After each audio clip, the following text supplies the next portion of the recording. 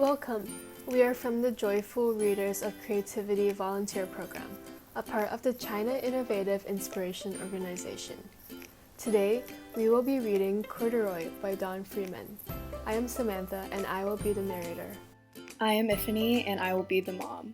I'm Katelyn and I'll be the little girl. I am David and I'll be the night watchman. I am Josh and I'll be Corduroy, the bear. Please enjoy the story. Corduroy is a bear who once lived in the toy department of a big store. Day after day, he waited with all the other animals and dolls for somebody to come along and take him home. The store was always filled with shoppers buying all sorts of things, but no one ever seemed to want a small bear in green overalls. Then, one morning, a little girl stopped and looked straight into Corduroy's bright eyes. "Oh, Mommy," she said. "Look, there's a very bear I've always wanted." Not today, dear. Her mother sighed. I've spent too much already. Besides, he doesn't look new. He's lost the button to one of his shoulder straps. Corduroy watched them sadly as they walked away. I didn't know I'd lost the button. He said to himself. Tonight I'll go and see if I can find it. Late that evening, when all the shoppers had gone and the doors are shut and locked, Corduroy climbed carefully down from his shelf and began searching everywhere on the floor for his lost button. Suddenly, he felt the floor moving under him. Quite by accident, he had stepped onto an escalator, and up he went. Could this be a mountain? He wondered. I think I've always wanted to climb a mountain. He stepped off the escalator as it reached the next floor, and there, before his eyes, was a most amazing sight. Tables and chairs and lamps and sofas, and rows of beds. This must be a palace. Corduroy gasped. I guess I've always wanted to live in a palace. He wandered around admiring the furniture. This must be a bed. He said. I've always wanted to sleep in a bed. And up he crawled onto a large, thick mattress. All at once, he saw something small and round. Why, here's my button! He cried. And he tried to pick it up. But like all the other buttons on the mattress, it was tied down tight. He yanked and pulled with both paws until pop! Off came the button, and off the mattress Corduroy toppled. Bang! Into a tall floor lamp. Over it fell with a crash. Corduroy didn't know it, but there was someone else awake in the store. The night watchman was going his rounds on the floor above. When he had heard the crash, he came dashing down the escalator. Now who in the world did that? He exclaimed. Somebody must be hiding around here. He flashed his light under and over sofas and beds until he came to the biggest bed of all. And there he saw two fuzzy brown ears sticking up from under the cover. Hello? He said. How did you get upstairs? The watchman tugged Corduroy under his arm and carried him down the escalator and set him on the shelf in the toy department with the other animals and dolls.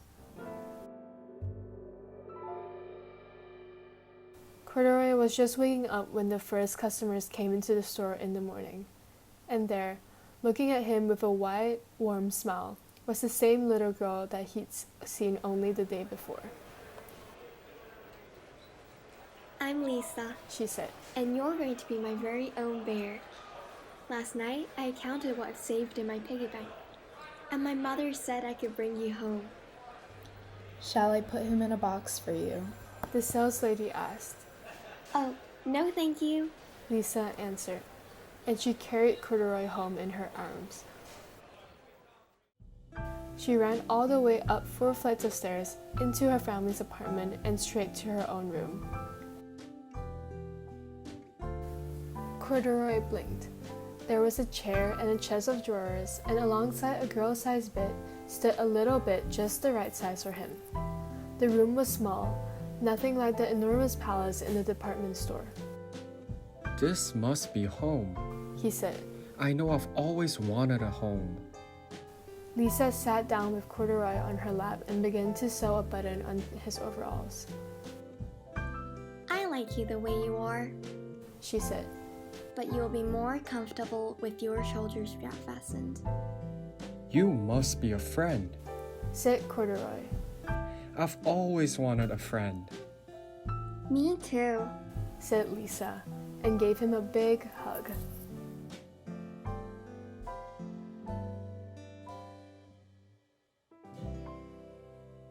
What a fantastic read. Now, time for some discussion questions. The first question, how do you think Corduroy's feelings changed after the girl bought him?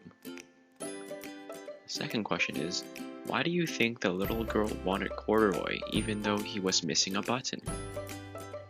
And lastly, if you were the little girl, would you have chosen Corduroy or a different, newer doll?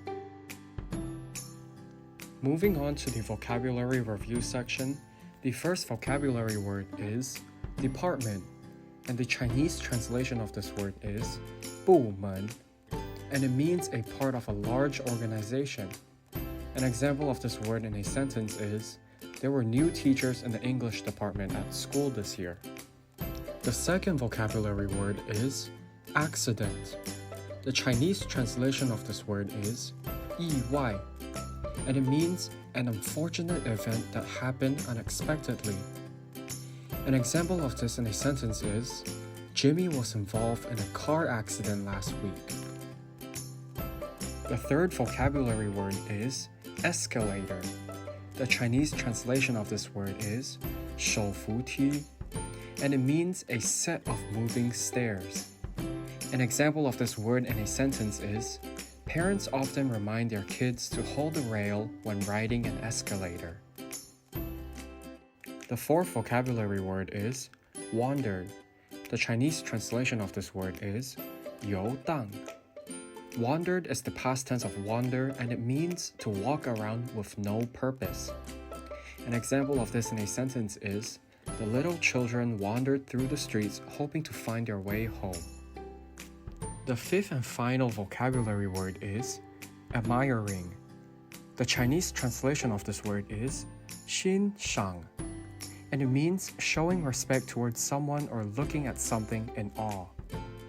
An example of this in a sentence is, Sally was admiring the beautiful sunset on her balcony.